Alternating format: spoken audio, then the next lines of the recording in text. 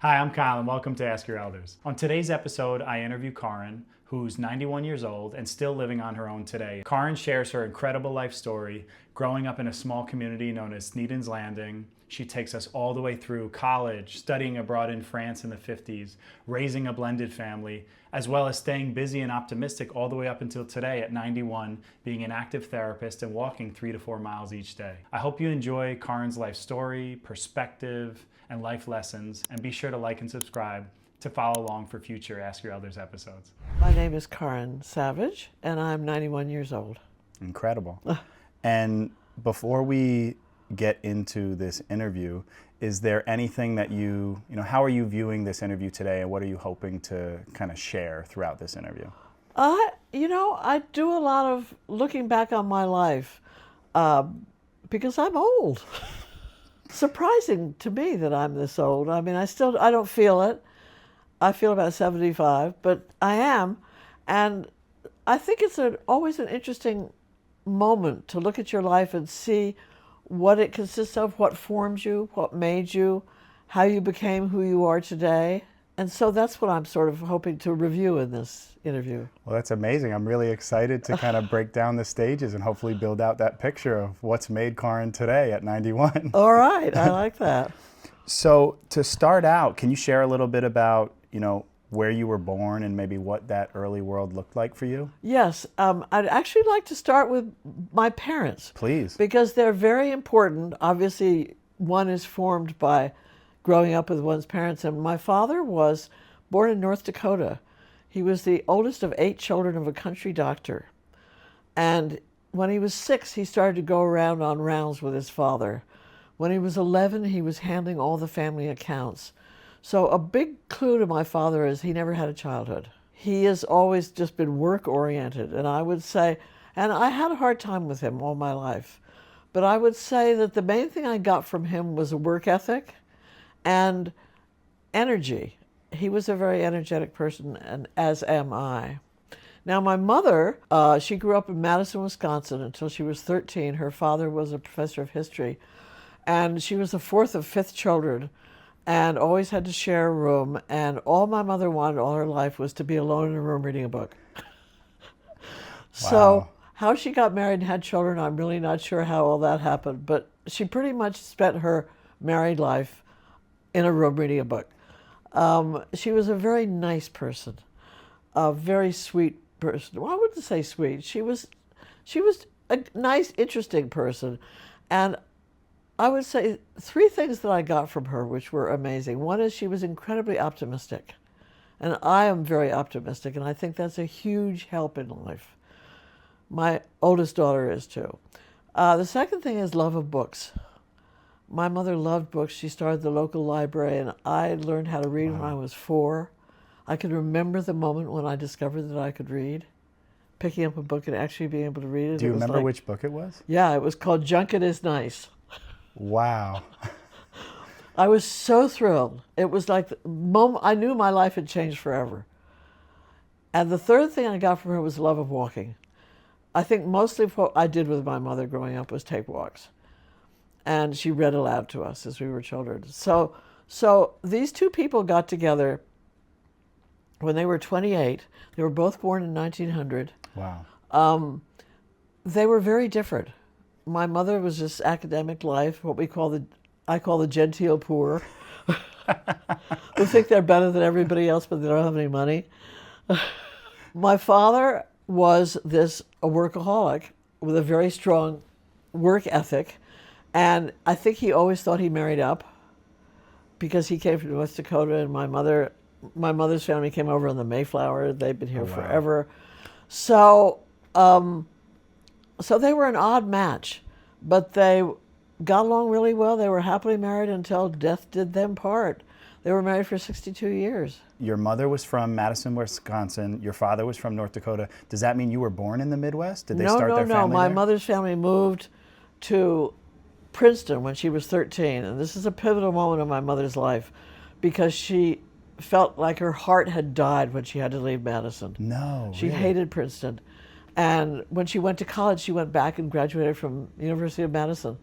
No kidding. Your mother graduated from college? Yes. Wow. because she wanted to go back there so badly. It was where she felt like she had been dragged out of paradise when she had to leave. So my father was one of the first people from the University of North Dakota. He and all of his siblings all went through the university to go to Harvard Medical School. Wow, no kidding. And he went to Harvard Medical School and got tuberculosis, which I think a third of his class did. Your father did? Yes. And part of his recovery was he was supposed to go to sea or go somewhere where there was a lot of fresh air, so he got a job as a ship's doctor on the Holland American line for like 3 years. So this was your father's career path because of his illness? Yes. Wow. Ship's doctor. And my mother, they're both 28. My mother is in Europe because my family went to Europe all the time. That's Really? all they ever did. When the minute they got 2 pennies to rub together, they went to Europe. So just so I'm understanding, this is 1928, basically? Yes. And so they were constantly going to Europe in that yes. time period? My mother was traveling with her mother in Europe, and they got on my father's boat. And my father, I don't know if you know about boats, but the captain has his own table and the ship's doctor has his own table. And my father would stand by the gangplank and get the pretty girls at his table. And he saw my mother and had her put at his table. Talk about meet cute.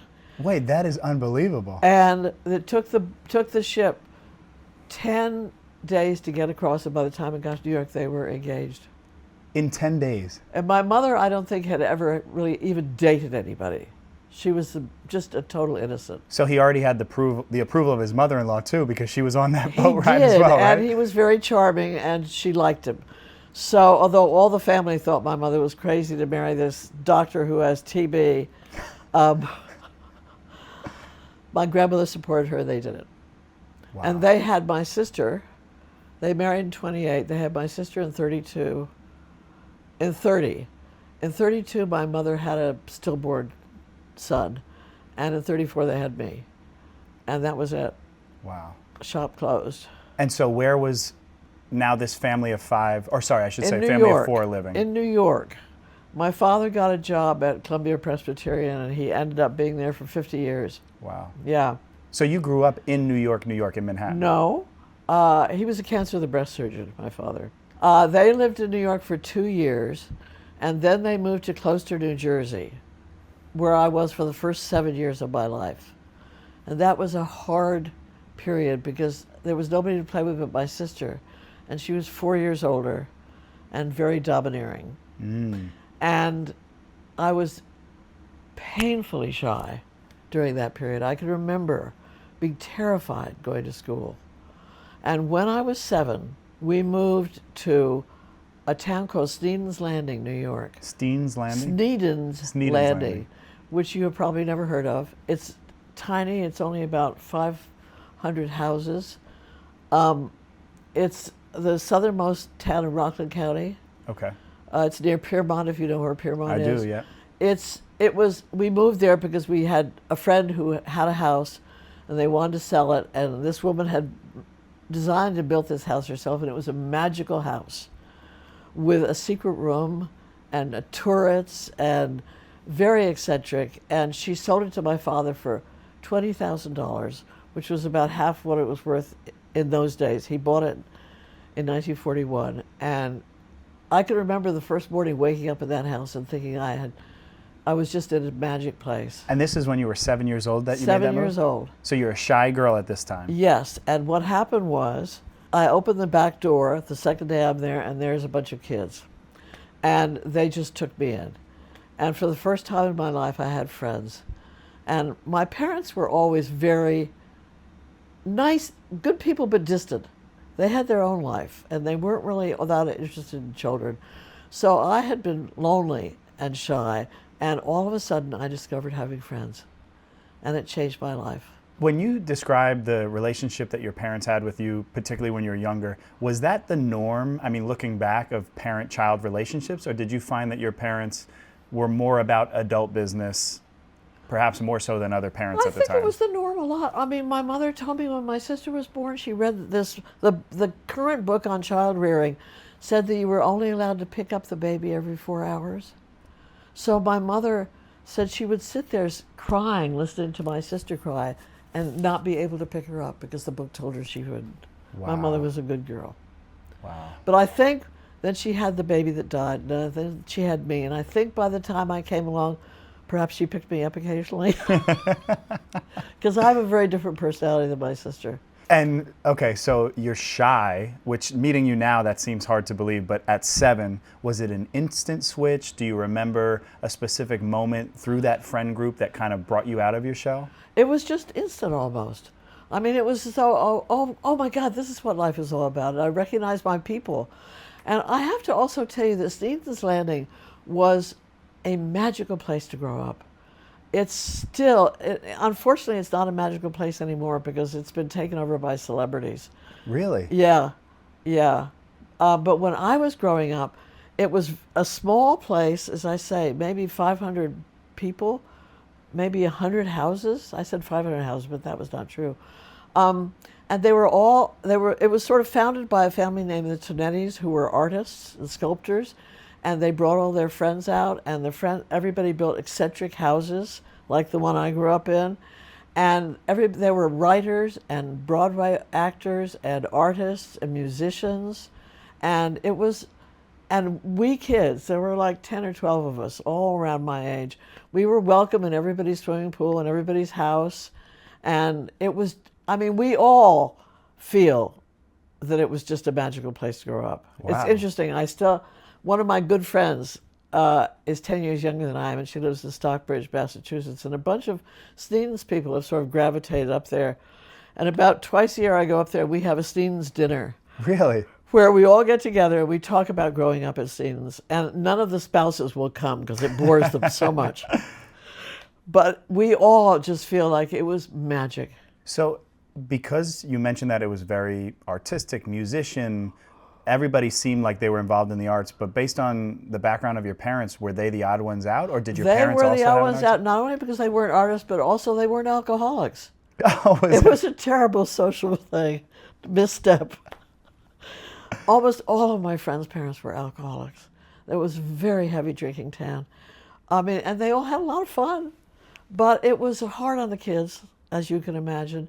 And my parents really had their own sort of friends because they didn't join in most of the social life there that much. So I'm just super intrigued now. Can you just share a little bit more about the nuances of this house you lived in? So you said there was secret rooms. Can you describe anything else about it? Well, for one thing, there was the dining room where that table was and that sideboard had a little tiny staircase that went up to the master bedroom. Just a little tiny staircase like this big. It was so charming. Wow. And there was a main part of the house, and then there was a library wing, which had the secret room in it and had a big library, and my father's office was in there and his workshop. And you had to go outdoors to get to that. Oh, wow. And over the furnace, she had made a tower, with a sort of a staircase winding up to it and a tower that went like that just over the furnace. That's amazing. It was a very beautiful place and a panoramic view of the Hudson River. Wow. That's all you saw. Wow. So you mentioned that you had a sister 4 years older than you, a bit domineering. Did she also find the magic in this place, or was the age group that you were at in particular the magic? There was an age group for me and there wasn't really an age group for her, and I think she had a much harder time. And she got married when she was 20. And my parents had a piece of land down below their house, and they built her a house. And she and her husband and her 3 children lived there all their life. So she really never left home. She lived right next door to her parents. And when her 3 children got older, she built a house for them to all live in together. No kidding. Yes. Wow. So is there still family to this day of My yours in sister Sneeden? still lives there in that same house. Wow. Interestingly, we had a difficult relationship all our lives. But this is a sweet story. When we were 80, we have a place at Cape Cod. That's my next subject. A cousin who we love very much died, and there was going to be a memorial at Cape Cod, and then we own a house there, which my father built. So we decided to share the house for a weekend. I was 80, she was 84, and we got along terrifically. That's amazing. We arrive at the house, we're both driving the same car. We get up the next morning, we go in the kitchen, we're both drinking the same coffee. We're still sisters. Wow. That's And incredible. we got along really well. And from that moment on, now she's 94 and I'm 91, we've been good friends. That's amazing. Which has been wonderful. That's very really nice. Amazing. So back to, just to stay chronological, so you've now found this group of friends. Is there any particular game that comes to mind that you guys would do that passed a lot of time together, or anything unique about that friend group? Well, no, not really. We played a lot of word games. Okay. We played card stuff. But I have to interject here, Cape Cod, because Cape Cod is very important in my life. Please. This goes back to when my mother's parents were at one point wanting to have a summer place because they were living in Philadelphia, and they wanted to have some place to go in the summer. Your maternal grandparents? My mother's parents. Okay. They had 5 children. And they met some people at a party who said there was a point of land in Cape Cod between Falmouth and Hyannis called Patuxent Point. It's between a river and a bay. Okay. So it's a discrete point of land, and they had a house on the end of it, and there was land for sale on that house, on that point. So my parents looked at it, and my grandparents looked at it and loved it, and the piece they were going to buy was $100, and they didn't have that much money. They had 50. So they got another family. Do you know what year that was? 1900. Wow. Because my mother was born there in 1900. So they sold half of it to another family for $50. So my family were the Monroes, and the other family were the Abbotts. And the Monroes and Abbotts each built a big house there in 1900. And my mother was born there. Her mother wrote, "Alice was a bit previous." So my mother was born there, and every summer she and her whole family went there for 3 months. And they had to pump water from a well, and it was quite primitive, but it's also incredibly beautiful. It's on a bay. It's beautiful, beautiful place. And my grandmother had 5 children, and she gave each child a piece of land, and each child built a house. And the Abbotts did pretty much the same. And so it's been a family colony since 1900. That's incredible. And Yeah. to this day, is there connections? Yes, this day. In 2000, I and Sandy Abbott, who was one of my best friends up there, did a book called Our First 100 Years, Matuxet Point, Our First 100 Years. We did a book about everybody. There are 18 houses on the point, and there are Monroes and Abbotts, and a few people who are Johnny-come-latelys who've only been there since the 30s and 40s. But it's been emotionally incredibly important to me all my life, because we went there for 3 months every summer, all my life. And so were you close with, did your mother's siblings have children as well? Did you have cousins? Yes. The Monroes were fruitful and multiplied. Wow. And we are now on the 6th generation It's incredible. of that family. And it's tied me to family in a way that nothing else would, because I spend a month there every summer, and I still see all the cousins. So as a youngster, would you say goodbye to your friends in Sneedon's Point and then head up and spend the entire summer? Was it 3 months? And just the cousins and the Abbott family as well? Yes. Or was there larger groups? There were other people who came in during the years. So can you share with me, I guess, are we talking about the 40s? We're talking about, I went up there every summer all my life. Wow. For the time I was born, my parents spent 3 months there every summer. My father would come up on weekends. My mother would be there for 3 months, and most of her siblings would be too. Wow. Any particular memories from when you were younger at Cape Cod that's worth sharing? I cannot tell you what a magical place it was for us. In the first place, we had no supervision whatsoever. There was a bunch of us, and we ranged, there would be a 10-year age range in a group of us hanging out together. I never remember not knowing how to swim. Really? Never, because we were in the water all the time, and we were on boats all the time. We sailed and rowed, and our parents never had any idea where we were.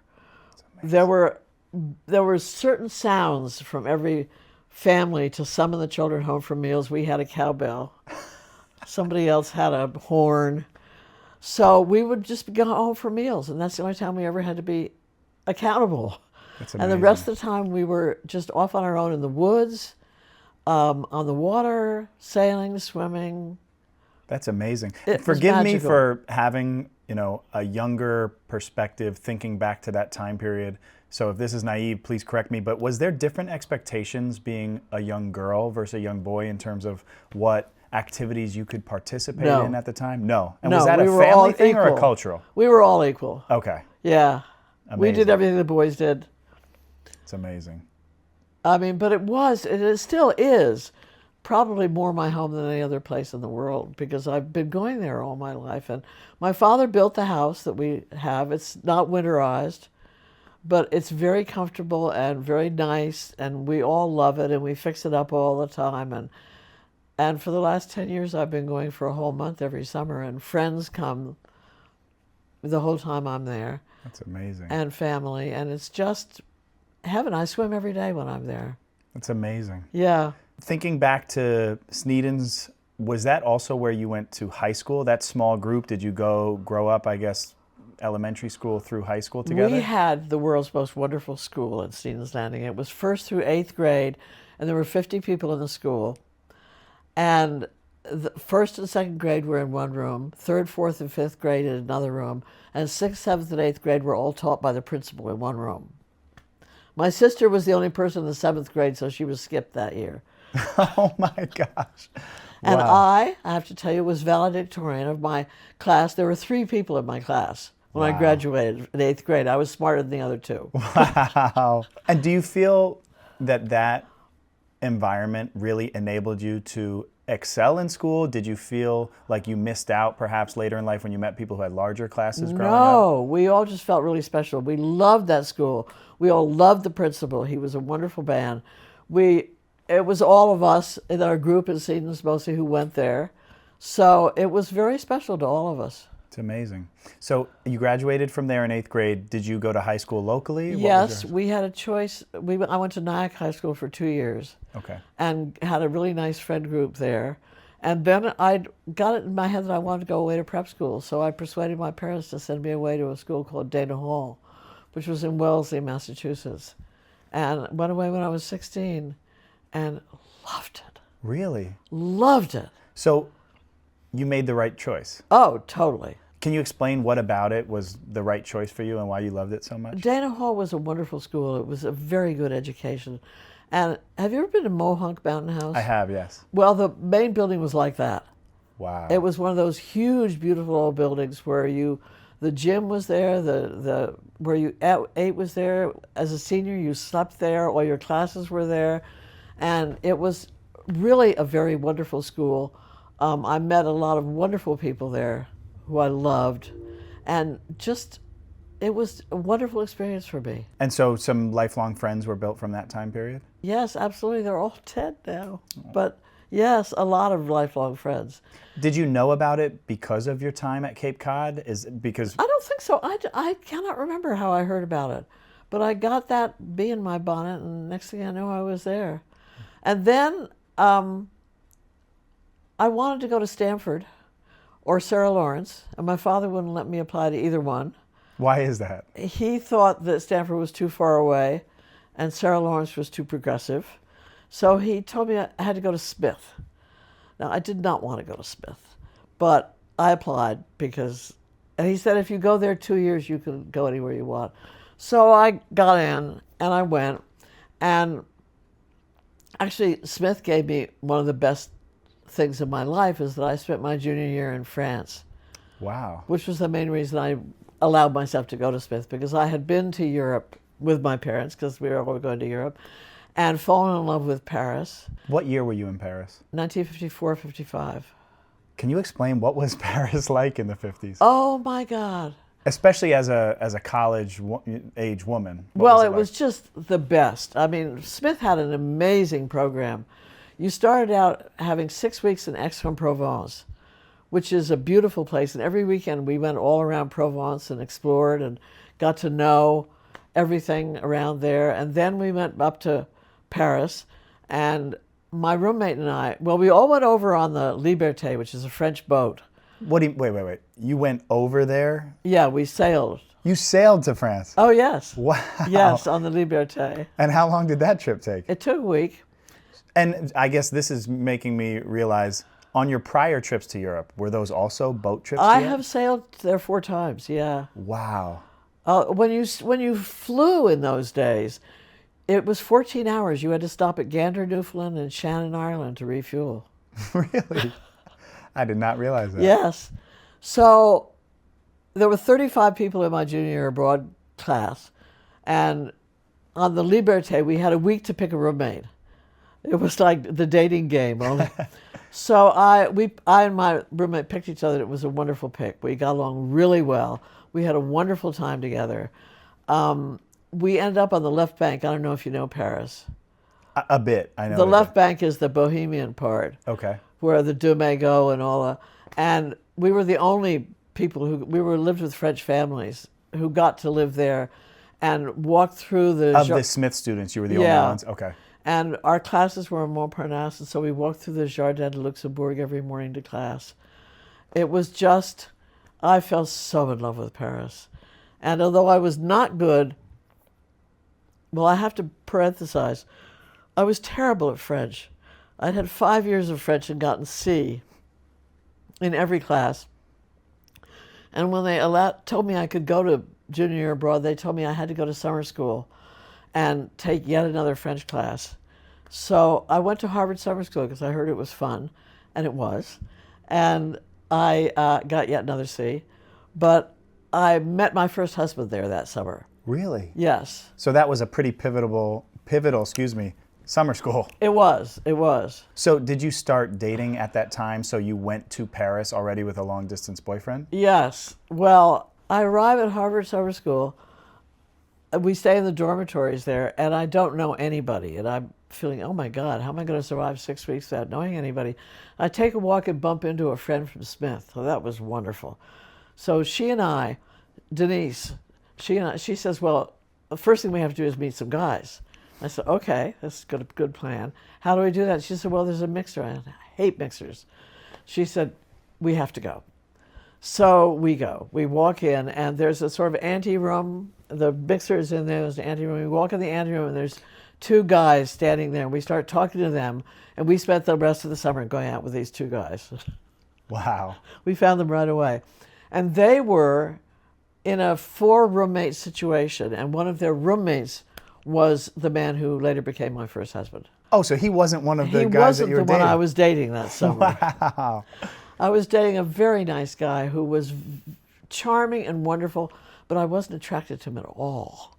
But I liked him so much, I kept on dating him all summer. So I spent a fair amount of time at that apartment and met my future husband, whose name was Gene Carney, who had left Harvard. He was an editor of the Harvard Crimson. He had flunked out of Harvard, partly because the Crimson was a 40-hour-a-week job. Sure. And gone in the Army, and he was back, finishing at Harvard. So he was older and charming and handsome and smart and totally swept me off my feet. And yes, so I went off to Paris with that romance going. And it went, we wrote, I think, most of the fall. In January, he dumped me, which was the best thing that could ever happen to me. Now, was that January when you just got back from France? No, I'm still in France. Okay. He dumped me, which was actually the best thing that could have happened. I was sad for about a week.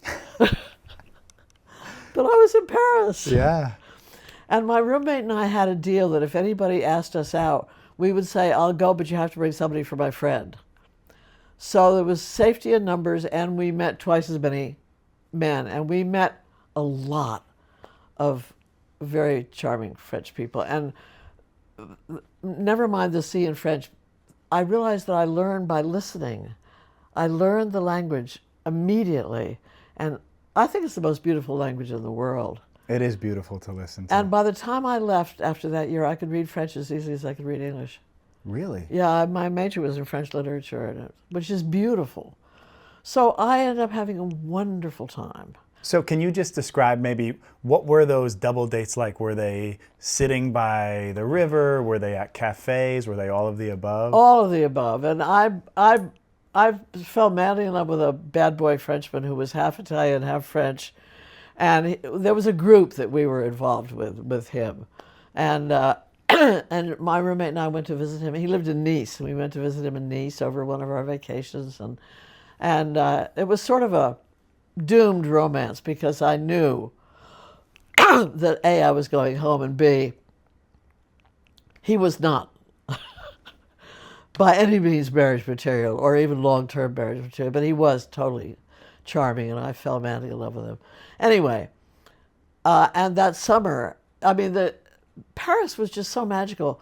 In those days, there were a lot of little theaters, and we went to the theater about once a week and saw everything from modern to all of the classics. Wow. We just went everywhere. We went everywhere. We walked everywhere and got to know it really well, you know. And I had friends who lived in up near Sacré-Cœur who were artist family, and I spent a lot of time with them, and that was very exciting and beautiful. And I had an uncle and aunt who were in Milan.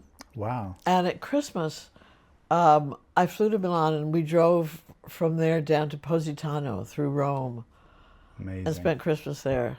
So you're talking about 54, you said? 55? 54, 55 was the year I was there. You're now a decade after World War II. Did you notice, had Europe fully changed, or were there remnants of that World War II feel still at that point? It wasn't really evident, you know. But let me just say one thing about growing up in that era, because I was born in 34 and the war ended in 45. And so I was very aware during the war of what was going on. But the war period and the period right after the war were probably some of the best periods America ever had. I mean, Roosevelt was a wonderful president, and everybody was together. Everybody was trying to do the same thing. Everybody was for peace and for freedom, and the world felt like it was in concert, and it was a very optimistic time. I mean, the 10 years after the war, everybody felt good, and we'd saved the world from tyranny, you know? Mm-hmm. And it was a beautiful time, and it was a lovely time to grow up, very optimistic. And do you remember, so right prior to the war, I guess you were very young, but does your family talk about the era of the Depression? You know, not at all, except a little smugly, because my mother's sister's husband lost a lot of money, and my parents didn't lose any because they didn't have any. So they felt quite smug to be poor. But that's a very interesting take about the optimism. It was huge. I mean, it was the feeling, you know, we have today is really very painful and awful. And the feeling we had then in those years was wonderful. And that's how I grew up. I mean, that was very formative to me. Yeah. To grow up during that era. And I guess I don't mean to backtrack too much, but did your parents talk to you guys about politics at the dinner table or in your house, or was it? They were. My mother was quite the radical. Yeah, I mean, and my father was all for socialized medicine. He didn't join the AMA. He was they were both a little bit radical. So yes, they were very open about that, and open about money. It's funny, most families, money is a dirty subject, but my parents always talked about it. They never had a lot, but whatever they had, you know, we talked about it. As you went through Smith, your dad had recommended you go there. It sounds like because of your experience in France, you were very happy that you went there. I was. I mean, Smith is a strange place in a way. After Dana Hall, it was a little bit of a letdown because I thought Dana Hall was a better school. And Smith was a little preppy for me. All those girls in their little cashmere sweaters. I was not that kind of a person. But I had a very nice group of friends who were my friends all my life. And my roommate and I were friends all our lives. Went back to the 60th reunion together. Wow. Yes. It's amazing. Yes. Okay, so now we get to, you're back from France. I traveled during the summer. We went up to Denmark, and then we went down to Spain, and we had some wonderful travels. Then I come back, and by this time Jean Carney has regretted dumping me and is wooing me back. From afar? Yes. So when I arrived back, there he is on my doorstep. And I mean, it's interesting. He checked all the boxes. He was very attractive. He was very smart. He was ambitious. He was charming. And yet there was something missing, but I didn't know that it was missing really in those days. Do you know? It's interesting. We were going to get married at Christmas of my senior year, and I got a letter from the French boyfriend, which very much surprised me, a love letter. And I realized that I still had a lot of feelings for him, and I probably shouldn't be getting married if I'm feeling like this for somebody else. So I put it off until June. And was that a big deal to push it off? It didn't seem to be too big a deal. Okay. Yeah. In June, we ended up getting married in Italy. My uncle and aunts had a house on a place called Lago di Orta, which was a lake right near Milan, because my parents were both in Europe doing something. My father went around speaking a lot, and my sister happened to be in Europe too.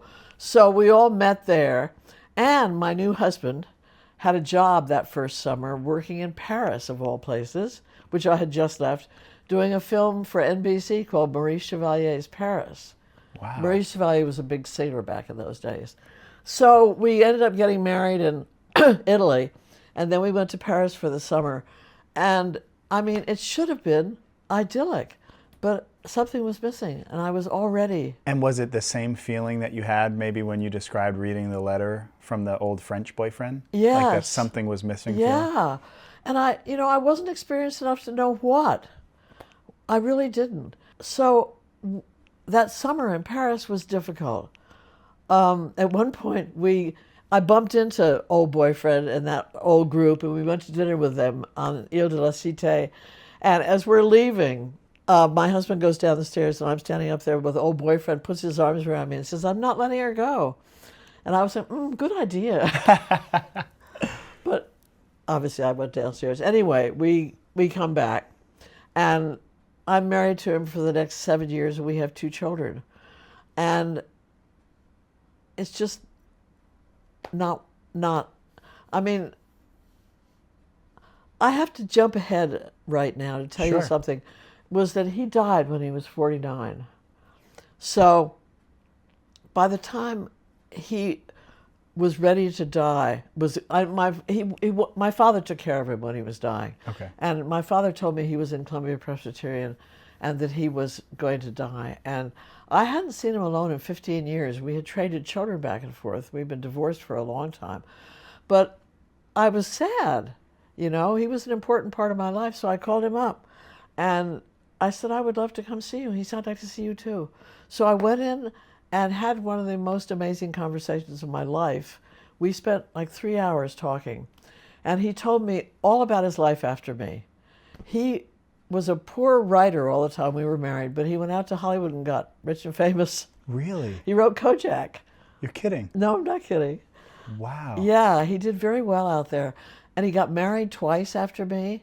And he had some really nice girlfriends, but he didn't marry them. He married people who weren't going to work out. And what he said to me, he told me this whole thing. And what he said to me was, his mother was a borderline personality disorder, and his father was gone the whole time. He said, I couldn't love anybody. It took me a long time to realize that. And he said, if I could have loved anybody, it would have been you, and I'm really sorry. He said, you were right to leave me, and I'm glad you left me, and I'm glad you married Lee. He said, because you did the right thing. And we hugged each other and kissed each other and cried and told each other we loved each other. And I left, and then he died 6 months later. But it was as though the Pope has... it sounds like it was closure. It was incredible. Nobody ever gets that kind of closure. Wow. So that will tell you something about who he was and what he discovered about himself.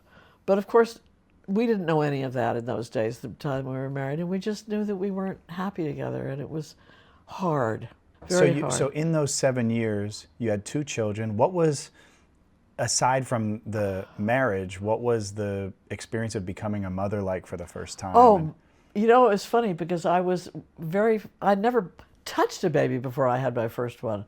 Thought they were yucky. And I was a little worried about that. But when I had my first baby, and in those days it was really awful because they didn't let your husband come with you.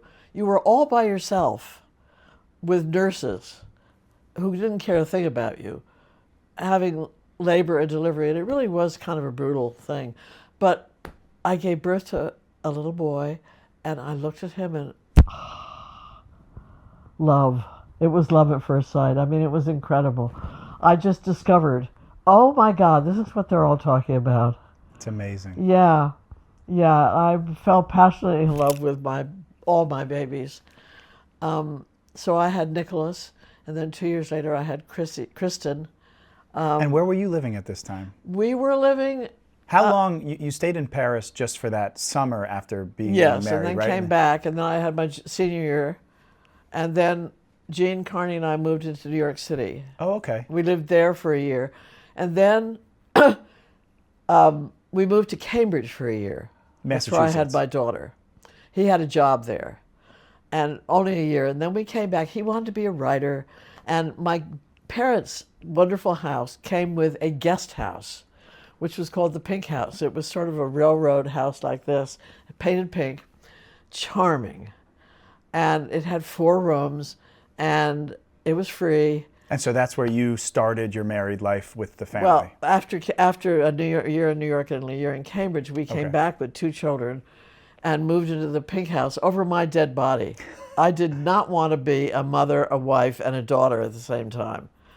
And I didn't get along with my father. But he wanted to do it because it was free, and so we did. So what years was this? Do you remember? So, well, my son was born in let me see. We got married in 56. My son was born in 58. My daughter was born in 60. So in 61, we moved back to the Pink House, and became a part of a group of friends. Now, let me go back a little bit. My second husband, Lee Savage, had moved up to Stevens Landing when he was 18. His father was a friend of the person who founded Stevens Landing. They all went to college together. So during my 8th grade year, there was another girl in my class, and she was living with the Savages. Her mother was a writer, was off somewhere, and had boarded her with the Savage family. A girl in your class when you were growing up? Yes. So the Savage family was there while you were growing up? No, they only came at the last year of my 8th grade year. Okay. My husband was 18 when he moved up there. Okay. But that year, the girl in my class lived with them. So I met him when I was 13. And in fact, he came to my 8th grade graduation. And in fact, before I got married, when I was 18, I went to a party with a boyfriend at his house, Lee's house. I have a picture of it in there. And I had such a crush on him. And he invited me to do something. I don't even remember what it was, but we spent some time together. And he said, I can't go out with you. And I said, really? You sure? He said, I'm in a relationship and I think I'm going to get married. And if I go out with you, I'm going to fall in love with you. So seductive. He said, I have to keep myself away from you. Okay. So he gets married and I get married. And like 5 years later, we found ourselves part of the same group, friend group, back in Stevens Landing. And we fall in love, which is terrifying because we are desperately in love with each other. And I have 2 children and he has 3 children. We're both married. And it's devastating and we don't know what to do. And I have never had an affair. I'm a good girl. I've never done anything like this. But we are so... It's hard to describe. My relationship with him changed me in so many ways. He was like my other half. I don't know how to explain it. He was my person. He was my soul. And is it a connection from even meeting him as a young girl? Or possibly that we had that Stevens Landing in common, but more than anything else, we belonged with each other. We were so in love, and we were so close. We told each other everything. I mean, we had an intense connection. And after having been married for 7 years to somebody who wasn't connected to me at all and made me feel awful, it just changed my life. And he was the kind of person who made me feel wonderful about myself every minute of my life. I mean, he really did. I can only tell you that his love and admiration for me and appreciation for me just gave me something that nothing had given me in my life before. And it was such a gift. It was amazing. But here we are in this terrible illicit situation. At that point, he got a Guggenheim Fellowship. He was a professional painter. And his wife was English. So he took the whole family to England for a year. We were going to get over each other. We're not going to do this devastating thing that we want to do.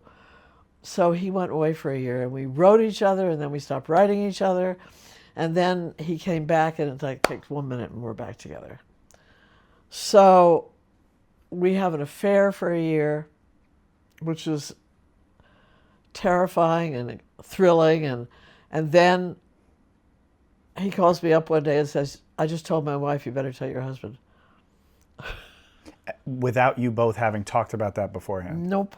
So... Do you remember that date? Oh my God, yes. Wow. So I told my husband, and it was, I mean, he had a strong reaction, but he knew we were so not good together, you know. And in a way, after like a couple of months, we were friends from then on. And it was good. We stayed friends. We were both there for the kids. And I got a divorce right away and moved into the city. At 63, I moved into New York City with my 2 children. And Lee also... What part of New York City? 345 East 81st Street. Lee also moved in, separated from his wife and moved in, but she would not give him a divorce. So from 63 to 65 was a tumultuous period of both of our lives. We were trying to get together, but it was complicated. All these children... And his ex-wife was very angry, understandably so. And he felt terribly guilty because he had to leave his children. I got to take mine with me, but he had to leave his, and it was very hard for him. He was a very strong father. And for 2 years, we just went back and forth. We'd break up, get together, we'd break up, we'd get together. And finally, after 2 years... And was the breakup, get back together, more because of the circumstance as opposed to the relationship? Was it more, this isn't going to work because of the family dynamic? We were just both so confused. You know, we were both in therapy with the same psychiatrist, who was an amazing guy, an amazing man. He was 80. And he was charging me $10 a session. And because I had no money, I couldn't afford it. I could bring my children, and Mr. Kotra, his secretary, would take care of my kids while I was in therapy. And he was charging Lee $30. That was a lot of money in those days. Lee had more money. Anyway, he saw both of us for that 2 years. And it's funny, when we finally got married, we sent him a postcard and told him we got married. He sent us back a thing saying, hooray. Again, we felt like we had the papal blessing. But so after 2 years of this back and forth, and me running away to Vermont, me running away to Amsterdam for a summer, anyway, he finally said, I can't stand this anymore. We have to be together. So I said, okay, all right. We both had some other relationships during this period. I said, okay, I agree. I think we need to be together. So we move in together. Now, his wife still won't give him a divorce, so we think, well, we want to have a child together too. But we think, we'll just go ahead and do it. So we got this amazing apartment at the corner of A Street and McDougal Street. And I know that area. A Street was very cool in those days. It had the A Street bookshop, and there was a movie theater there, and we had this, 5-bedroom apartment, which was on an artist lease, so it was cheaper. And Lee, at this point, he worked in advertising for a long time. He was a madman. Worked for all of those N.W. Ayer and Oh, J. wow. Walter Thompson. And then he did a lot of TV commercials because he had a show in New York every year. But you can't make a living being a painter. It's very hard. And he was a wonderful painter, but he, didn't make enough. So he did TV commercials for a long time, and then he did animation. He worked for Sesame Street for years. No kidding. Yeah. Wow. Yeah. And had a very checkered career. He did all sorts of things. But he was very good at keeping body and soul together and keeping this mixed up family. So anyway, we moved to the corner of 8th Street and McDougal, and we're getting ready to have our first baby together. And he had a very fancy uptown lawyer named Helen Buttonwieser, who called him up one day and said, "Mr. Savage, I know it is your fondest wish to marry Mrs. Carney, and I have a rather illegal way you can do it." He said, "Please."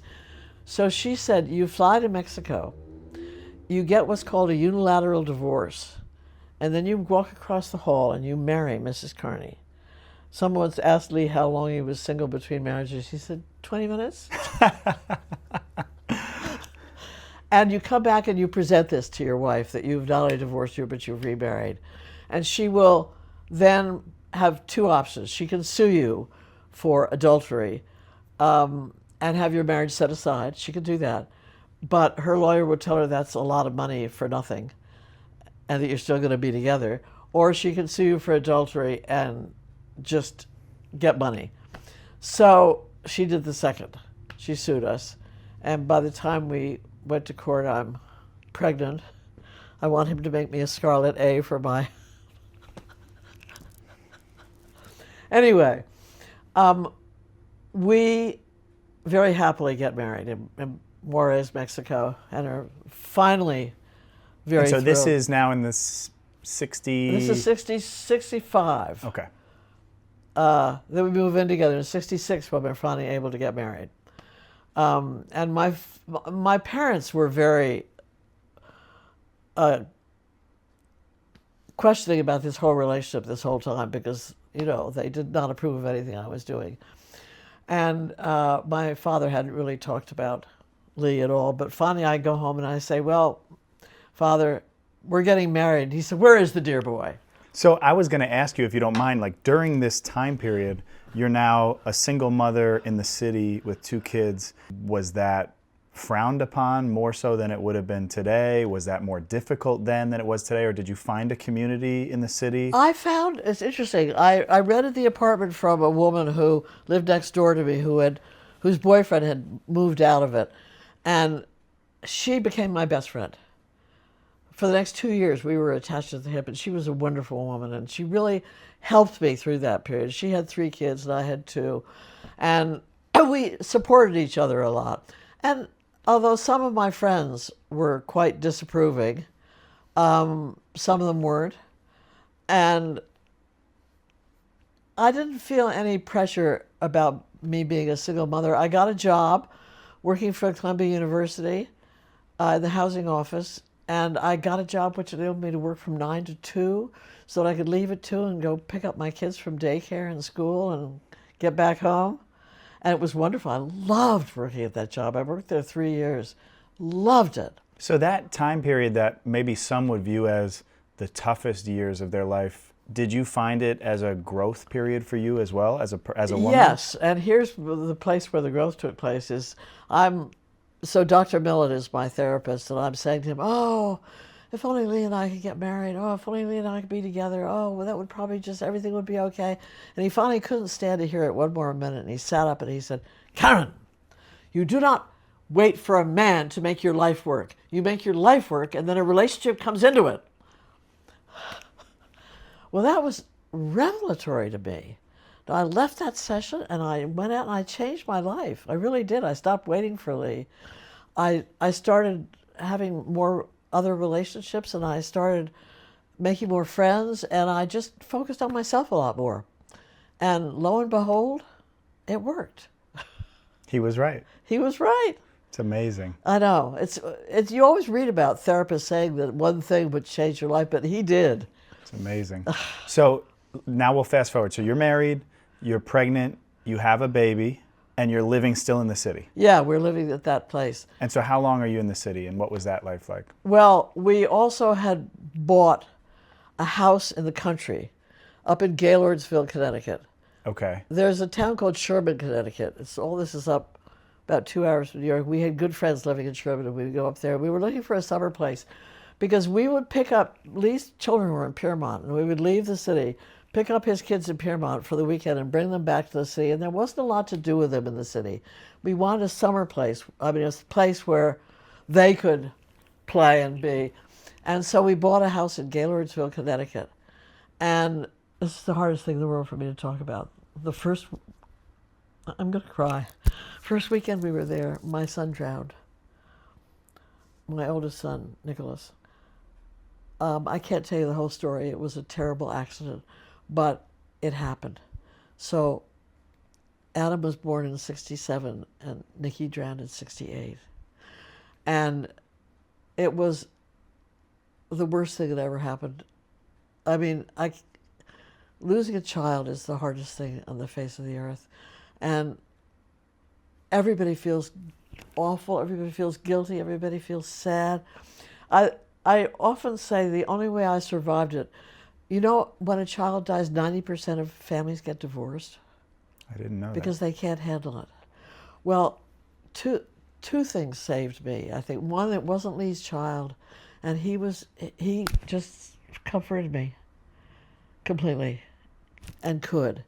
And the second was Adam was 1 year old, and there is nothing more delightful than a 1 year old who doesn't know anything awful has happened and gets up every morning, and you have to get up and you have to be a functioning adult, and you have all this love coming at you from this adorable child, and it was incredibly therapeutic.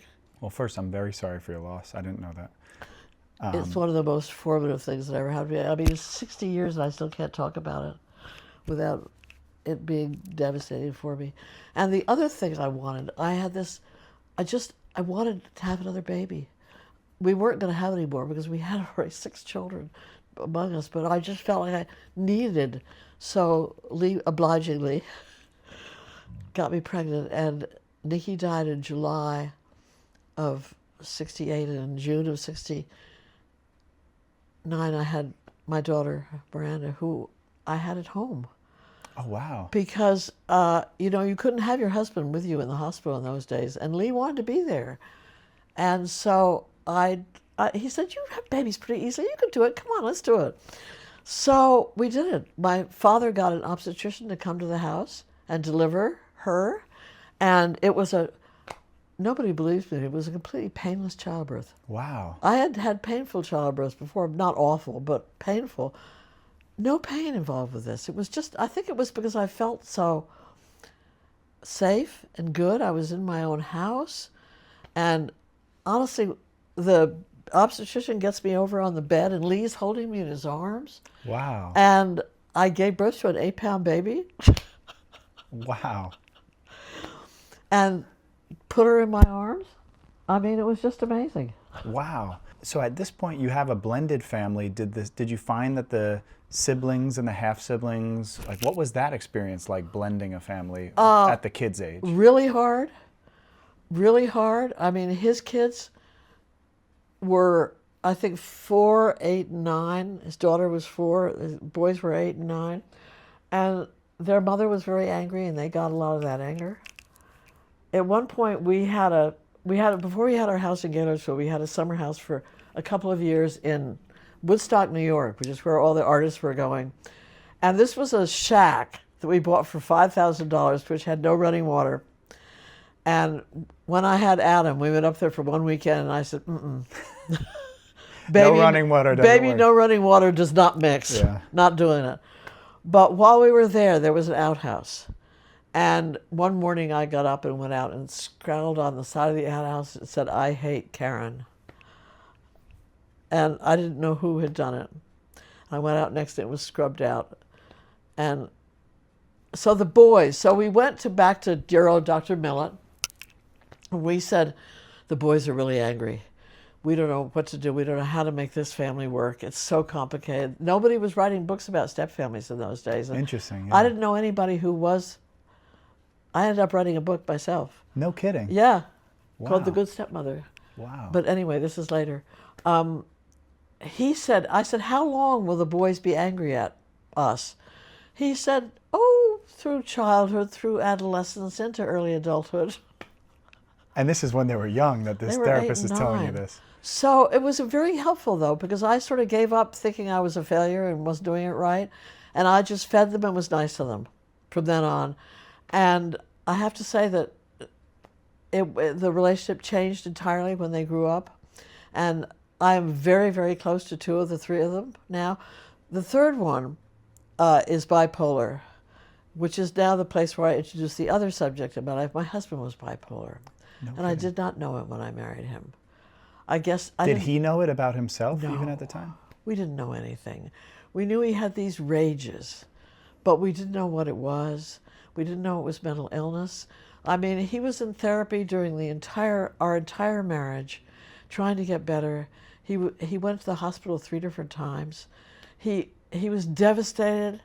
Every time he had an episode, he was devastated and took responsibility for it and felt terrible, but it was very hard. Hard on me, hard on the children, hard on everybody. It was a complicated family. I mean, not only did we have the stepfamily thing, we had the mental illness thing. Sure. So the third of my stepchildren is bipolar. At some point, you ended up in the Tarrytown, Sleepy Hollow area. Yes, well, that happened. So we were living in New York until my daughter Chris was in the 5th grade. And my daughter Chris went to PS 41, which is the Greenwich Village school, and it was the most wonderful school. But it ended at the 5th grade, and there was an awful school after that. Okay. So you had to either send your kid to private school or move. And we didn't have any money for private school. So we had been through Tarrytown when we went picking the kids up in Fairmont to go upstate. And we thought it looked like a sweet little town. One of the things about us was we were both very good decision makers and very compatible in that area. We never had an argument about making a decision. In fact, the two things that most couples argue about are sex and money and decisions, and we never argue about any of those things. They were our safe places. So we drove out to Tarrytown. We stopped at the first real estate agent we saw. This is 1971. We stopped and we said to her, we have $40,000 because we'd sold our upstate house. We want a 7-bedroom house because we have 6 children. 7-bedroom home. And that was not unreasonable. In 1971, they showed us a bunch of them. Wow. So amazing. So we looked at a few, and there was one next to the Historical Society up on Grove Street, and there was one, there's a Pink Street house up on McKeel Avenue. We saw both those were $40,000. But the McKeel Avenue one was a beautiful house, had no yard. We thought, you don't bring kids from the city and have no yard. You need a yard. So then they showed us a house in Phillips Manor, which was $64,000. Oh my God, it was one of the original Phillips Manor houses. Wow. Phillips Manor was laid out as a housing development in 1910. Okay. And our house was built in 1910. It was 4 stories. Beautiful old house. Just everything you could ever want. I mean, back staircase out of the kitchen going up to the 3rd floor. In the basement, a great big recreation room with a stone fireplace and a Victorian pool table. Wow. It was just the most beautiful house. And of course, we fell in love with it. And of course, Lee said, we have to buy this house. I said, we can't. And he said, we have to. So we did. So we paid $64,000 for that amazing house and lived there 37 years. Wow. Yeah. Coming from the city through the 60s, I imagine you guys were part of the artists community in the city. Totally. I mean, being an artist in the 60s in Greenwich Village was about as cool as it got. So can you explain what that experience was like, moving from the artist community in Greenwich Village to the suburbs? A little soul destroying. I mean, we knew a lot of people out here, but there weren't other artists. We didn't meet very many. Just a few. But generally speaking, they were not our cup of tea, and we did spend a lot of time in the city. However, I'll tell you one funny story. You know that beautiful White House on Merlin Avenue in Phillips Manor? I think I might. It's one of the oldest houses. At one point, it was owned by this couple called Ron and Clee Thompson, who were artists and lovely people. He was black, she was white, and they gave wonderful parties. And they were our kind of people. And we just loved them and went to parties at their house. And one day, we were going to go to a party at their house, and Clee called me up, and she said, Karen, do you have any Coke? And I said, no, we don't believe in soft drinks in our house. I never give the kids soft drinks. And I went and told Lee, and he did exactly what you're doing. He got hysterical laughing. He said, honey, that wasn't what she was asking. But it was so foreign. We were just not drug people at all. It was so foreign to me, it never even occurred to me. That's what she meant. That is so funny. Is there any in particular, I don't want to necessarily jump back in time, but you brought up a great point, 60s artist community in Greenwich Village. Any particular stories or fun tidbits that's worth sharing about that time period in the city? Well, it was a lot of fun, I have to tell you. I mean, I have to describe Lee. Not only was he charming and incredibly attractive, he was one of the smartest people I ever met and the best read. I thought I was well read. He introduced me to stuff I didn't even know about. I mean, he wooed me reading me William Butler Yeats out loud. You know, he was just an amazing guy and very well liked. And in the 60s, there were openings every Tuesday night, art openings practically. And we knew all the artists in New York. We went to all these openings, and it was so much fun. It really was. Sounds amazing. A very exciting period in New York. A lot of really beautiful art. And Lee became a member of the Century Club, and he became a member of the National Academy of Design. And he taught at School of Visual Arts briefly. At SVA? Yeah. Wow. Everybody did. That's how you go. Oh, that's too funny. But Milton Glaser was one of our best friends in those days. I don't know if you know who he is. He was a graphic designer who did I Love New York, actually. Really? Yeah, he a very well-known graphic designer. He was one of our best. He was in our inner group. Wow. It's amazing. But William Steig also was one of our best friends. Lee and Bill Steig met when Lee was 20 and Bill was 40 at the A Street Bookshop, started talking, and they were best friends. We were best friends until Bill died. So you have to educate me on Bill. William Steig, Shrek. Shrek? Yeah, wrote that. No kidding. Wrote like 50 kids' books. Wow. Was an amazing artist who did cartoons for the New Yorker for 50 years. Wow. Yeah. Amazing. Yeah. It's incredible. A very interesting guy. So now fast forwarding back to the suburbs. So this place has become home. Yes. What was the transition like for you? And you can jump ahead as far as you'd like, but you went from the city, you shared about the life experiences that got you to the stage. You're finally married to Lee, you have this family, you moved to the burbs. What was that transition like for you specifically? It was okay. I mean, Tarrytown is just my favorite place in the world. It's an amazing town to live in. And even though we didn't find a lot of super kindred souls, we knew a lot of people, and we went to a lot of parties. And we still had all of our New York friends. We went to New York all the time to parties, and we still had our Seasons Landing friends, and we still went to the Cape every summer. So we had a lot of, we were, in family therapy, you talk about open family systems and closed family systems. We were open family system where people were always coming in and out of our house. And I don't know if you knew the Levies. Stan Levy and Lorraine, they lived across the street from us. They have a son, Adam, who worked for the BBC. And when Lee died in '98, he put an essay in my mailbox called Growing Up Across the Street from the Savages.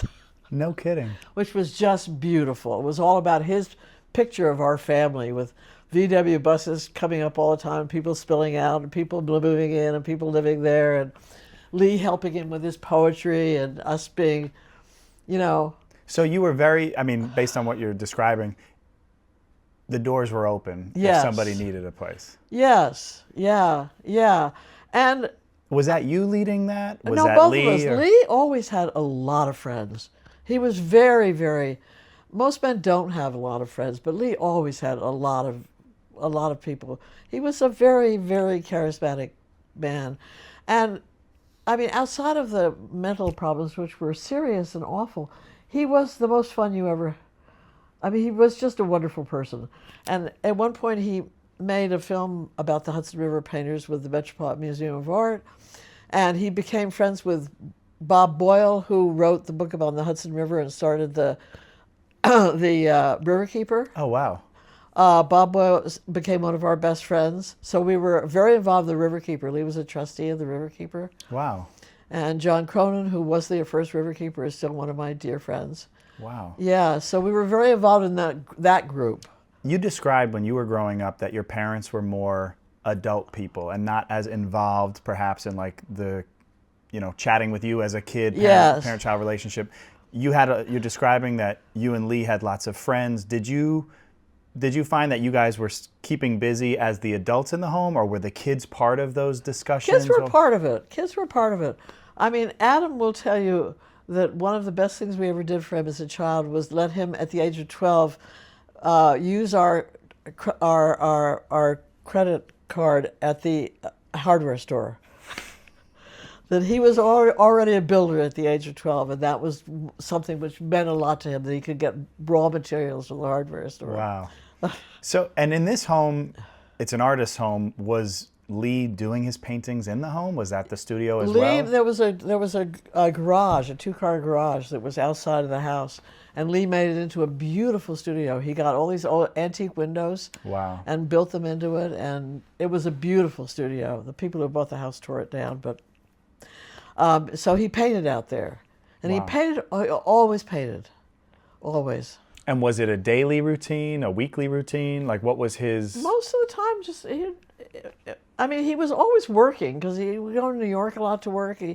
He always, he had a film company for a few years, and then after that he was freelancing for 25 years. Wow. But he would, as the animator, he'd do a lot of work in the studio, and he just painted whenever he could. He'd been an artist since he was 8 years old. That Wow. was what meant something to him in his life. Wow. So can we fast forward a bit more now? Your kids graduated from high school, presumably moved away. Was there a period where you became empty nesters in this home? Finally, since we had 5 children when we got married, we had never been alone. When our youngest went off to college, we danced down the street. And so what was that transition like for the Lovely. two of you? Really nice. Really nice. Except that fairly soon after that, Lee started to have Alzheimer's. And he got early onset Alzheimer's. He got it when he was 62 years old. And he died when he was 69. Oh, wow. Yeah. What was that experience like for you? Awful. Devastating. In the beginning, when we began to notice something was really radically wrong, we thought it might be poison from paints because he had been careless with paints, and he'd etched it in an etching studio with no ventilation, and he licked the end of his brush when he wanted to get a fine line, but no, it wasn't that. And eventually we got a diagnosis that it was advanced Alzheimer's. And both of his parents and both of his brothers, Lee was a twin, and he had an older brother, John, and all of them died of Alzheimer's. Really? Can you share a bit about the experience of, seeing your partner? It is one of the most painful things you will ever go through. I mean, it's death by inches, and you see the person, especially Lee, whose face was so full of intelligence and life, and it just, I don't know if you know anybody who's old, it just gets blank. The life goes away from the eyes, and little by little, it just, the person that you love disappears. It was a very hard period. He got it at 62. It got really when he was 62, it got quite bad. And when he was 65, we went to the doctor every week. The doctor said to me, "You have to put him in a nursing home. You can't have him at home. He's getting up, he's wandering around at night. You can't take care of him." And I had not wanted to do that, but by then he was really pretty far gone. So I did. I put him in a nursing home, and he was so far gone by then that when I took him and I said, "This is going to be your room," and he said, "Okay." Thank God that I was able to keep him at home until that. But I had him in a nursing home for a year. You know what that costs? It's like, then it was like $100,000 a year. Unbelievable. And we did not have a lot of money. So after a year, I had a brilliant idea, because Lee had been in the Army, and although he had been the world's worst soldier, court-martialed 3 times, he got an honorable discharge. And I got him in the VA at Montrose. And he was in the VA for 2.5 years, which, as opposed to $100,000, was $5,000 a year. And I went to visit him every day, all during this period. And by the end of it, I was the last thing to fall out of his memory bank. He didn't even know me anymore. And at the end, the VA said, we're going to put him into a nursing home because we're not taking Alzheimer's patients anymore, and we'll pay for 3 months, but then it's back to you. And I thought, oh my God, this is the dilemma of the wife. This person barely exists anymore, and I'm going to have to spend every penny I have, which was terrifying.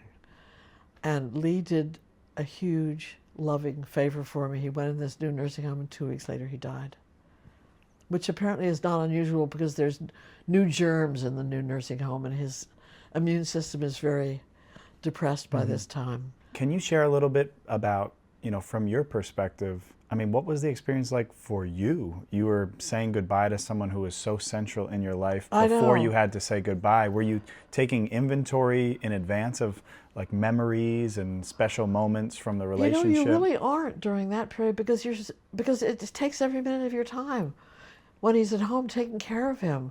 I mean, it's all consuming, and it's just awful. I mean, it's hard to even spend time to think about yourself. I mean, it's very hard. It's just one of the hardest things.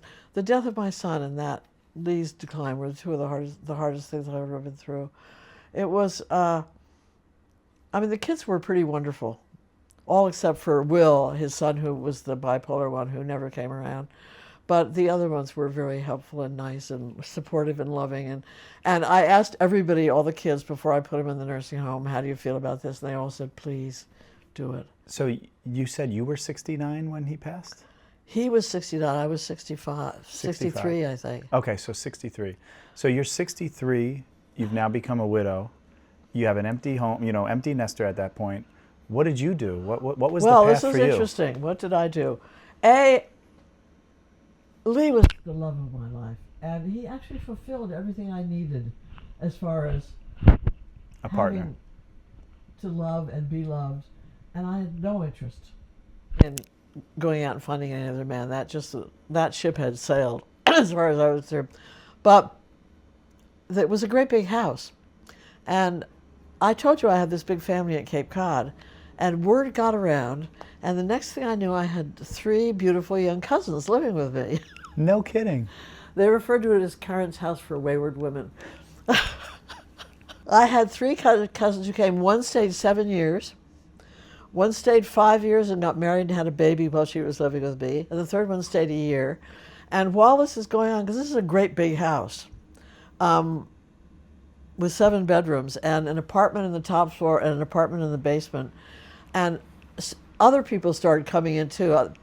People heard that I had rooms. Of course, this is totally illegal in Phillips Manor, but my neighbors on my street were all wonderful people, and they all turned a blind eye. And at one point, a neighbor from the next block, I got a knock on the door, I go, and it's the neighbor from the next block, and she says, Karen, this is Polly. She's staying with her brother in the next block, and she needs a place to stay for a year. And I told her, you run the neighborhood flop house. So Polly came in and stayed in my guest room for a year. And based on what you described, your life with your husband, this wasn't too far off. This wasn't a change in personality. Well, it was I had a lot of tolerance continuation. for other people in my house. My only rule was never leave dishes in the sink. Ever. And nobody ever did. And so when this home was being filled with these people, was it loud? Was it lively? Were people living kind of their own? All of the above. I mean, it was it was sort of communal. It was friendly. I did a lot of things with the two cousins who stayed the longest, Grace and Kelly. I'm still super close with, and we did a lot of things together, was fun, you know. But there was always somebody around, which meant that I wasn't lonely in this great big house, and I really enjoyed that period. I enjoyed even having some strangers in there too. I had a few people I had to throw out, but. Would you say it was the best medicine to kind of restart your life? Yes. As the, being the widow? Now the piece that we have left out is when I was 40 and my youngest child was in first grade, I looked around and said, we live a long time in my family. Probably a good idea if I do something with my life, because I've been raising children for the last 20 years, but now that period's over. So I volunteered for the probation department. My sister's middle child had just gone to jail for dealing drugs. And I was sort of thinking about jail, what it's like, and I thought it might be interesting to get to know about the probation department. So I volunteered there. And the job they gave me, volunteer, was, do you know what a PINS petition is? No. A PINS is a person in need of supervision. It's an adolescent who the family can't handle them, and they go to the government and say, I can't run this family with this child. And so the government steps in. You take out a PINS petition, and the government helps you control your adolescent. And one of the things they do is get you a mentor. And so they gave me 2 teenage girls who were each 16 to mentor for a year. And I saw each of these girls once a week for a year. Of course, I got very attached to them. But I also discovered I loved it. I had never even taken a psychology course, but I loved doing that. And so I thought, I might become a therapist. It's so interesting. And then right that time, I met a woman who was going to a school which was very bizarre. It was in Briarcliff Manor.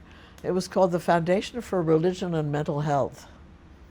And my joke is, if there's 2 crazy groups of people, it's ministers and therapists.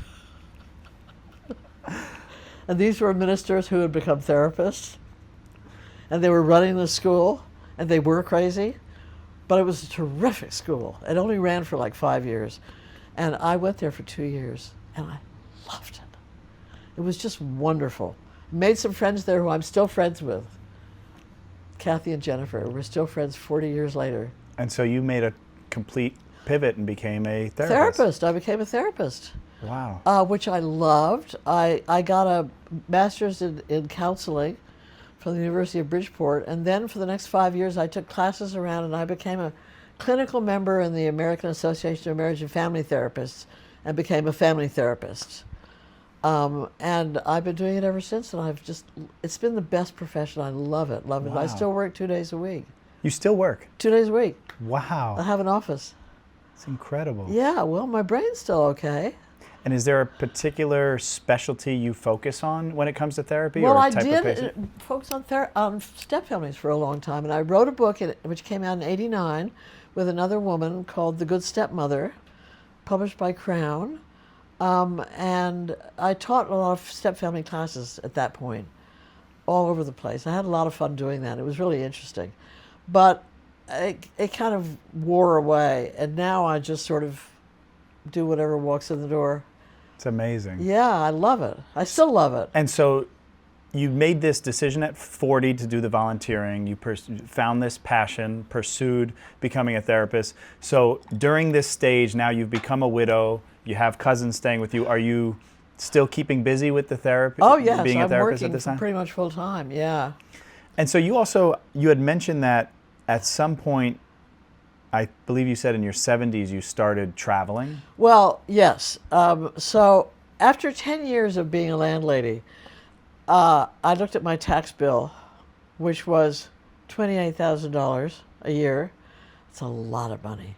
And this was in 1970? It was in no, sorry. 08. 08, excuse me, okay. And so I started looking around for a condo. I thought, I should really move. This house is too big for me. And both my cousins had moved out by then. Being a landlady was sort of losing its luster. I was ready to stop. And I looked around for about 2 years, and I found this, which the minute I saw it, I thought, I could be happy here. This is an amazing place. I love being right off Main Street. I love having a Hudson River view. I love being right above the train station. I love being across the street from the hardware store. Anyway, so I moved here in '08, which was, and sold my house.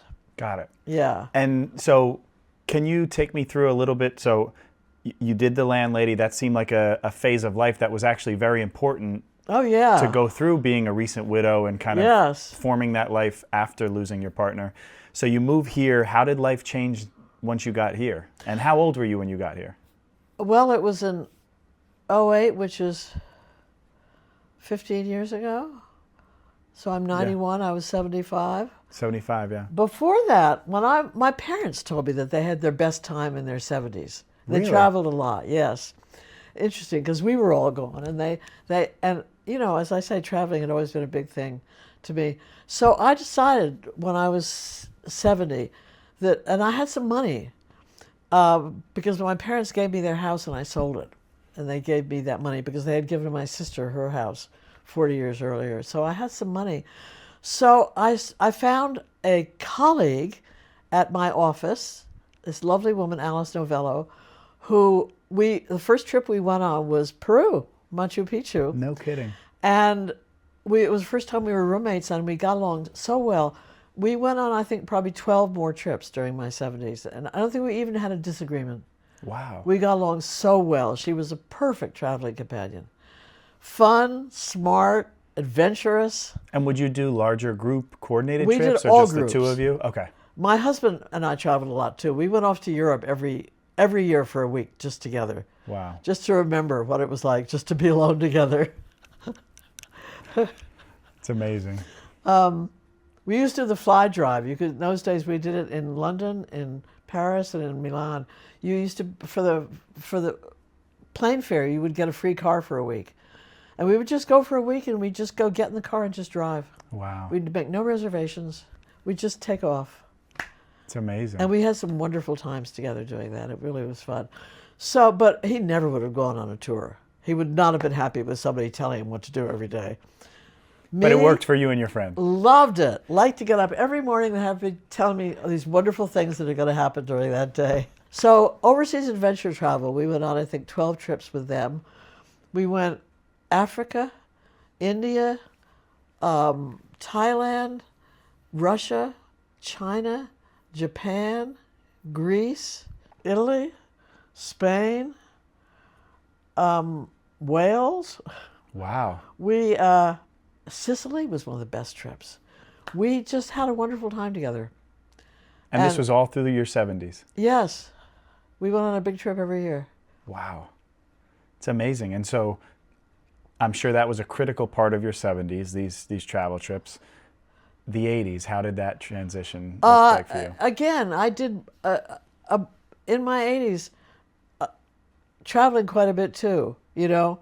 I've only stopped the last couple of years, the last couple of trips I went on. I went to Japan 3 years ago.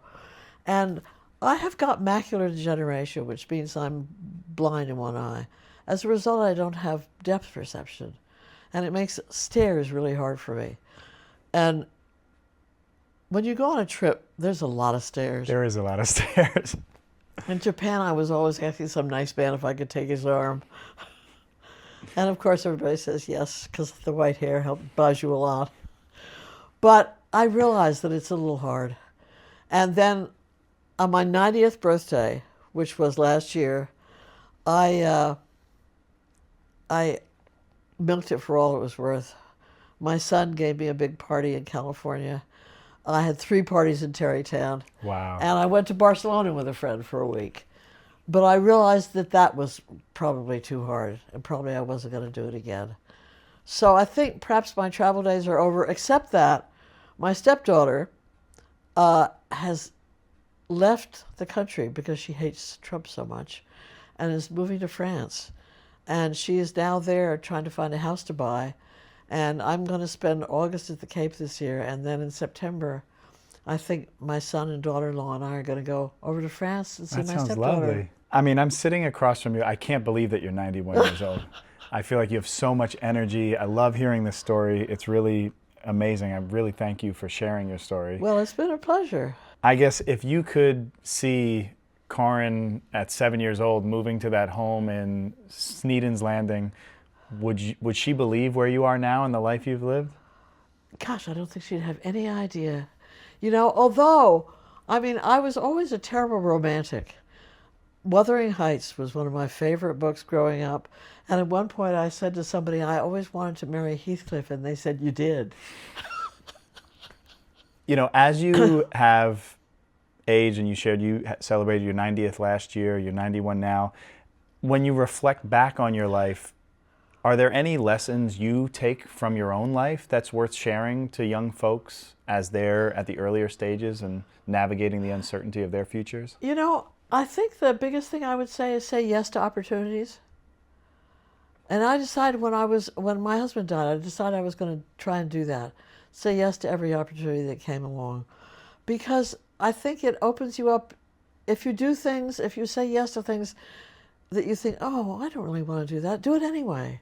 Because it almost always brings you something wonderful and something unusual. And I think it's very important. I don't regret decisions I made. I can see that I made them because I was the person I was when I made them. I don't regret marrying my first husband.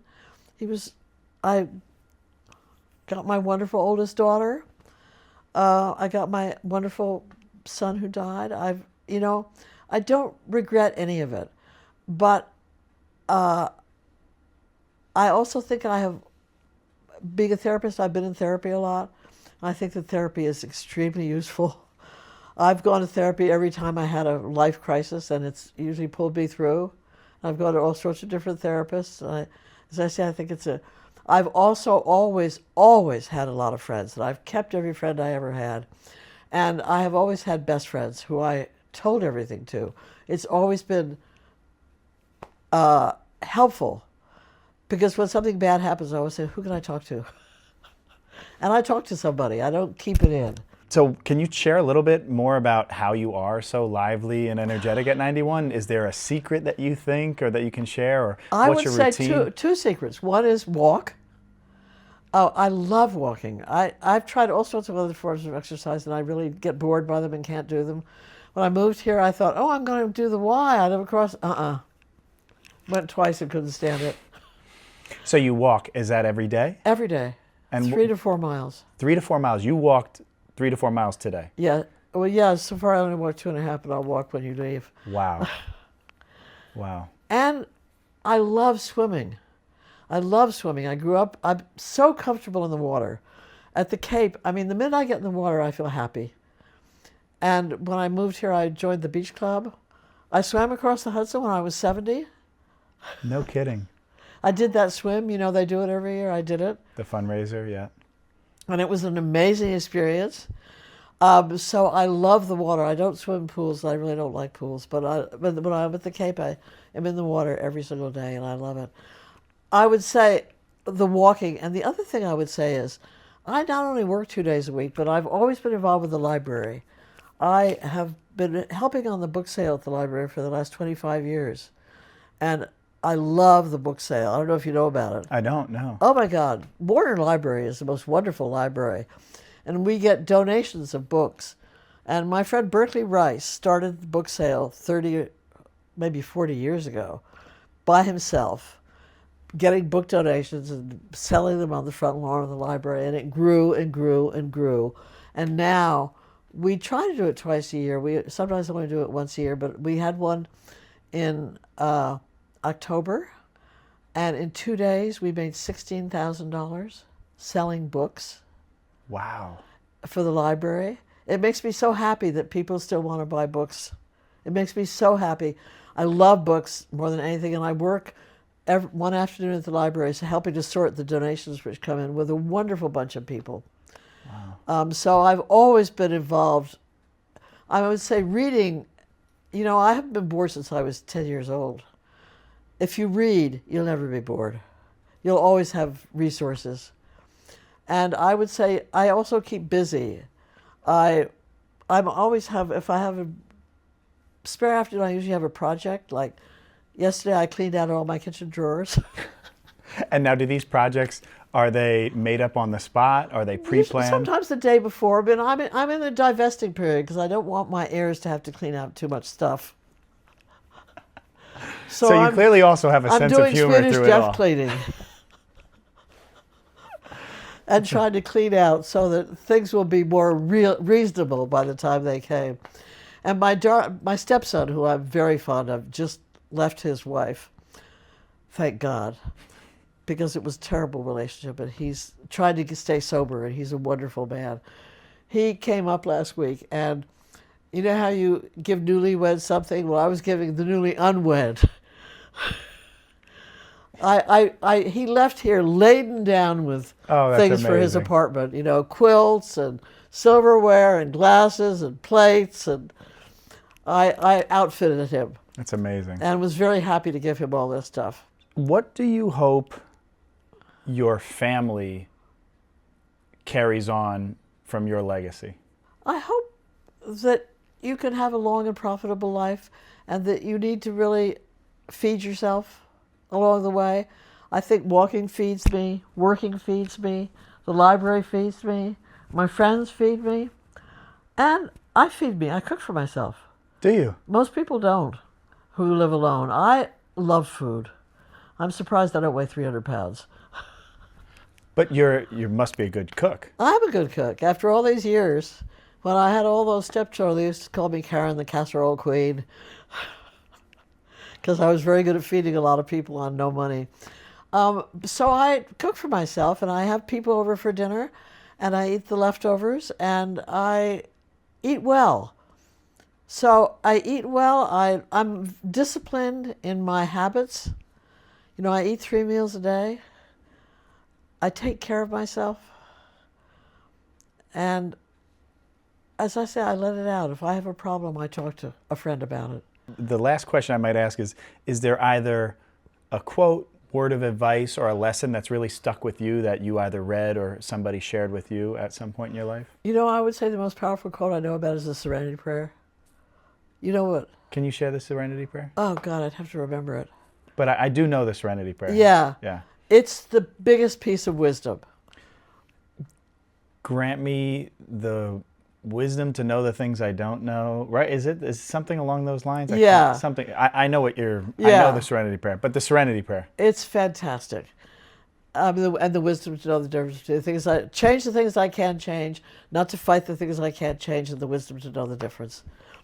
And that, I think, is a very, very important thing.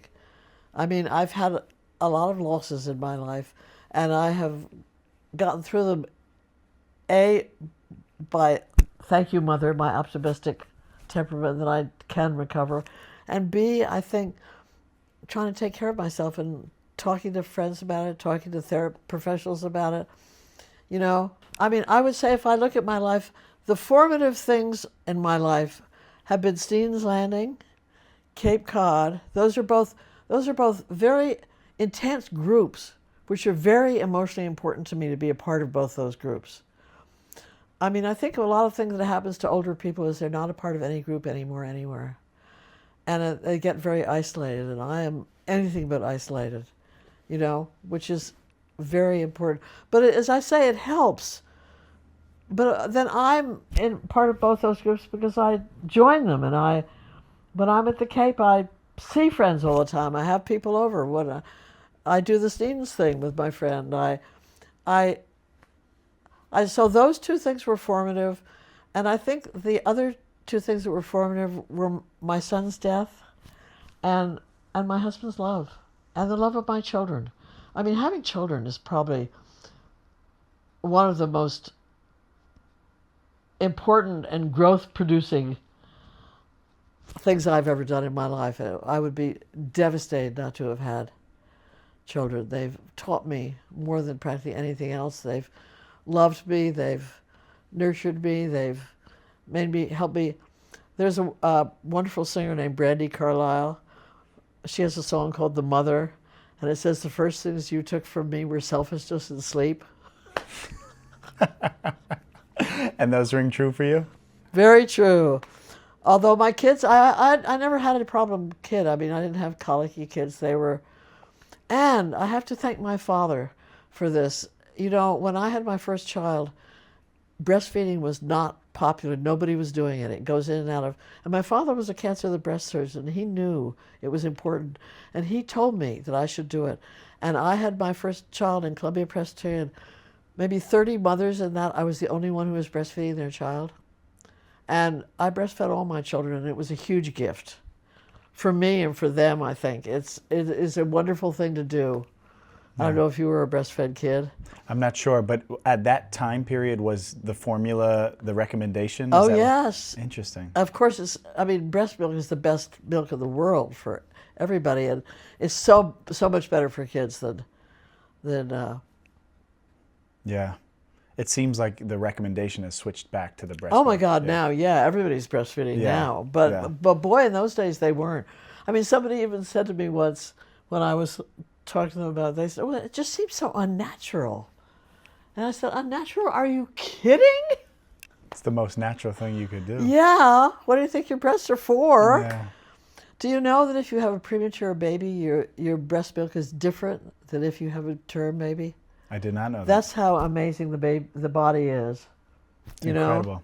Meaning it's going to be more engineered to a preemie. Yes. Like for what the preemie needs. Yes. It's incredible. Isn't that amazing? I mean, the human body is the most amazing thing in the world. It really is. The fact that I produced 4 human beings with this body knocks my socks off.